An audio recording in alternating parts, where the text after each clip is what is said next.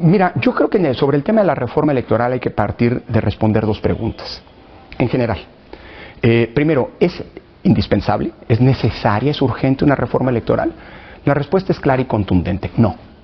No hay necesidad de una reforma electoral, y si no hay una reforma electoral, no nos va a pasar nada.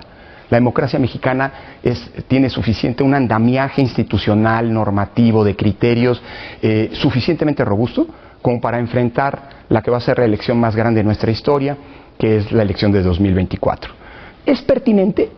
Que es otra pregunta. Sí, siempre va a ser pertinente una reforma electoral siempre y cuando se cumplan tres condiciones. Primera condición, que sea producto del consenso.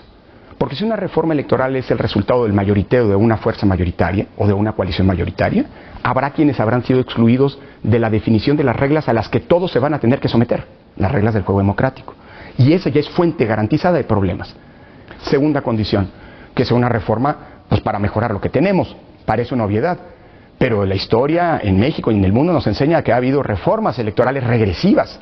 Reformas electorales que vulneran que pueden vulnerar lo que yo creo que son los pilares fundamentales de nuestro sistema democrático y que nos ha costado muchísimo construir.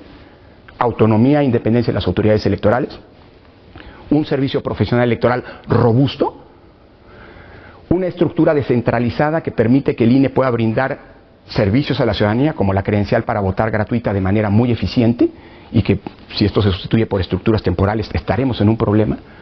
Que el padrón electoral sigue en manos del INE y no en manos de otra instancia. Imagínate volver a las épocas en las que el padrón estaba en mano de gobernación. Y finalmente, un sistema de equidad en las condiciones de la competencia. Y tercera condición, pues que sea una reforma producto de la información. Llama la atención que de los 60 propuestos para ser consejeros del INEC, 20 son quienes decidirá libre y arbitrariamente el presidente de la República. Otros 20 los van a decidir las mayorías en la Cámara de Diputados y en la Cámara de Senadores. Y perdón, ¿quién es mayoría en la Cámara de Diputados y en la Cámara de Senadores? Pues la coalición de partidos que sustenta al actual gobierno. Entonces el gobierno y sus aliados tendrían ya 40 de los 60 nombres.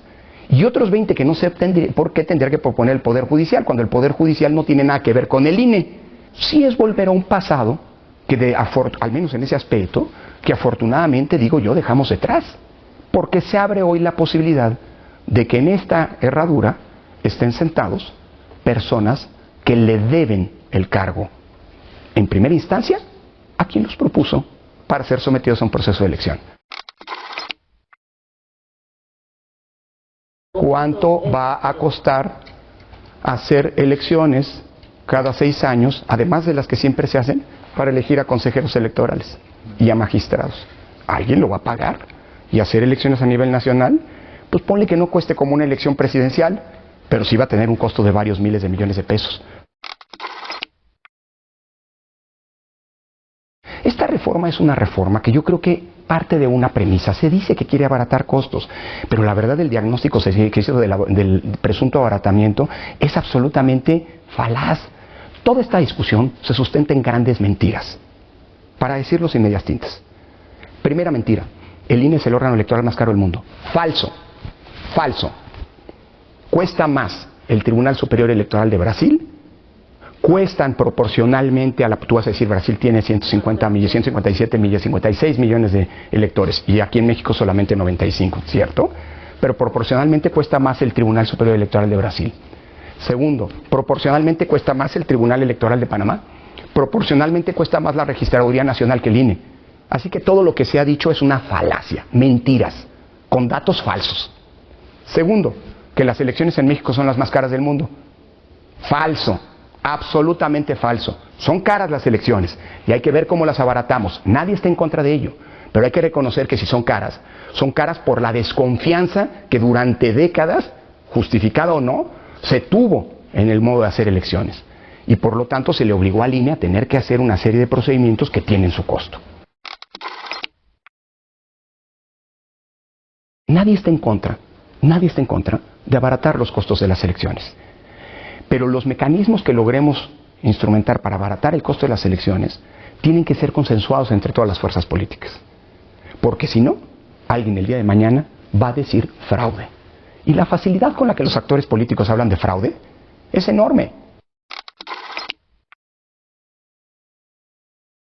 Si es una reforma, si la reforma, la que sea, propicia un debilitamiento de la autonomía del INE,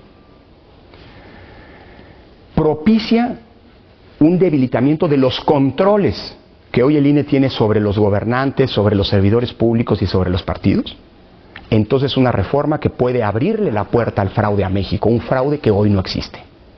En la revocación de mandato hubo una organización de ciudadanos que hizo firmar a muertos. Eso es fraude. El INE lo identificó y lo impidió. Es la propia Constitución la que establece en el artículo 102, apartado B, en donde se da el sustento constitucional para la CNDH, que la CNDH no tiene competencia en materia electoral. Así que vamos a ir a la Suprema Corte de Justicia, probablemente cuando nuestros escuchas estén viendo estas palabras, probablemente habremos presentado ya la controversia constitucional para que la Suprema Corte de Justicia restablezca el orden constitucional y le impida a un órgano del Estado mexicano, primero, violar la Constitución y segundo, vulnerar la autonomía con la que debe actuar, poniéndose a actuar como un actor político más. En 1996 se apuesta por el financiamiento público, un financiamiento público generoso distribuido con la misma fórmula de distribución que sigue vigente hoy en día, 30% de esa bolsa de manera igualitaria entre los partidos, 70% de manera proporcional. ¿Qué pasó a partir de ese momento? La siguiente elección, 1997, es la primera elección en la que en la Ciudad de México gana la oposición la jefatura de gobierno, que por primera vez se disputaron las urnas. El siguiente año, por primera vez, las oposiciones ganaron una mayoría de legisladores en la Cámara de Diputados que rompió un hecho inédito en la historia, es decir, que el partido en el gobierno no contara con una mayoría predefinida. En la siguiente elección presidencial, después de esta reforma, la del 2000, se dio la primera alternancia en la presidencia de la República. Y en ese mismo año también en el Senado dejaron de haber mayorías predefinidas. A partir de ese momento se volvió una normalidad en el país la alternancia. Cuando gobernaba el PAN, con Calderón, se propuso una iniciativa para reducir el financiamiento público de los partidos. Cuando gobernaba el PRI, Peña Nieto, se hizo una propuesta muy similar para reducir el financiamiento público de los partidos políticos. Ahora que gobierna Morena, se hace una propuesta también de reducir el financiamiento a los partidos políticos. Me parece curioso que desde el poder, el partido en el poder siempre quiera que haya menos dinero para la política. No quiero pensar que sea porque se utilice el aparato del Estado para favorecer al partido en el poder. Adelante con discutir la reducción del financiamiento, pero cuidado con no perder lo que ha sido la condición fundamental en esta materia y la gran conquista democrática de los últimos 25 años, condiciones equitativas en la competencia electoral. Una cosa es el padrón electoral, que es el registro de todos los ciudadanos que se han inscrito en los módulos del INE, que han solicitado su inscripción, todos los ciudadanos, todos los mexicanos mayores de 18 años que lo han solicitado y que le han confiado al INE sus datos personales, nombre, domicilio, las huellas dactilares, el rostro, la fotografía, etc. Eso conforma el padrón electoral. Ahora, cada vez que hay elecciones, la ley le dice que el INE, a partir del padrón electoral, tiene que crear, que imprimir las listas nominales. ¿Qué son las listas nominales? Son un listado con todos los que van a poder votar. ¿Quiénes son ellos?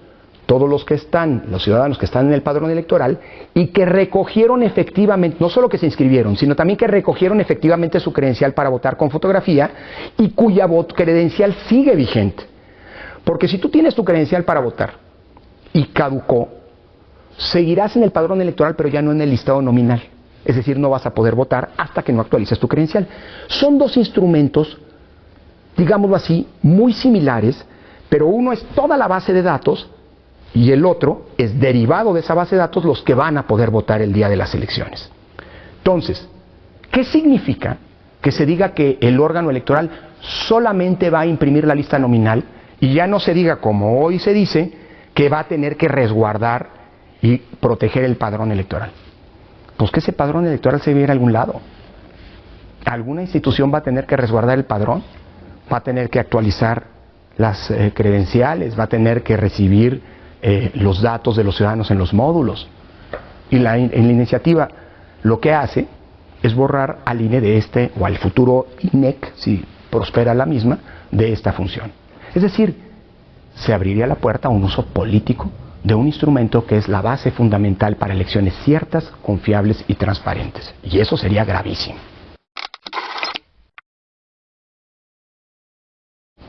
La verdad, lo caro de nuestro sistema legislativo, del poder legislativo hoy, no es el número de legisladores, sino más bien la discrecionalidad y la opacidad con la que se maneja el dinero en las cámaras. No lo digo yo, lo ha dicho reiteradamente la Auditoría Superior de la Federación. Nadie sabe a ciencia cierta en México cuánto dinero reciben las bancadas parlamentarias y, lo peor, cómo lo usan. Lo que la iniciativa hace, a diferencia de lo que han vendido, no es eliminar la representación proporcional, sino eliminarla de mayoría relativa y volver a la representación solo proporcional. Yo soy un defensor de la representación proporcional y en principio esa propuesta me gusta, pero tiene un pequeño problema. Hoy a los 200 diputados de representación proporcional se les elige en 5 circunscripciones. El país se divide en 5 áreas y en cada una de esas 5 áreas se eligen a 40 diputados y diputadas de representación proporcional. Lo que la iniciativa del presidente está proponiendo es que ahora los 300 diputados de representación proporcional sean electos no en 5 circunscripciones, sino en 32, una equivalente a cada estado. ¿Eso qué quiere decir? Que en los estados más pequeños se van a elegir muy poquitos diputados. Y dado que aplica la fórmula de representación proporcional, solo los partidos grandes en esos estados van a poder tener representantes. Es decir, se trata de una propuesta derivada de una ingeniería electoral que busca que solamente los partidos más grandes estén representados. Y los partidos pequeños quedarían fuera de la representación de la nación mexicana, que es la Cámara de Diputados, en donde se supone que todas las fuerzas políticas relevantes deberían tener presencia. Es decir, es una figura, es una propuesta para incrementar la gobernabilidad a costa de la representatividad. Y eso merma la calidad democrática. Lo que está detrás de estas propuestas de reforma electoral es capturar a un órgano que ha sido autónomo e independiente. Es subordinarlo políticamente. Si se garantiza el consenso, si se garantiza la confluencia, el acuerdo de todas las fuerzas políticas en la designación de los consejeros, se garantizará la autonomía y la confianza de todos los jugadores respecto de quien los va a arbitrar en la contienda electoral. Es una encuesta que se hizo hace 2 meses. Es una encuesta en la que se demostró que solamente el 27% de las mexicanas y mexicanos sabían que estaba en curso una reforma electoral y que reflejó lo que la opinión pública pensaba en ese momento. Un cambio a las reglas del juego tiene que hacerse de manera abierta a la ciudadanía y que la ciudadanía entienda todo lo que ello supone, porque al final del día, de las reglas del juego depende que los derechos políticos de cada una de las y los mexicanos efectivamente estén garantizados. Hay estrategias con poco compromiso democrático, diría yo, que buscan deslegitimar a los órganos electorales para erosionar la credibilidad de los árbitros de las elecciones y, en consecuencia, poder lucrar. Dependiendo de cómo te vaya en una elección, si ganaste, gané a pesar del, poder decir que gané a pesar del árbitro; si perdí, perdí por culpa del árbitro. Yo no voy a caer, ni hemos caído, en esta lógica de confrontación. El presidente no es nuestro enemigo. Al presidente nada. Mi única recomendación a todos los actores políticos es que no tiremos a la basura lo que ha sido una conquista de la sociedad mexicana, su sistema democrático, que sin duda es mejorable, pero que no podemos perderlo.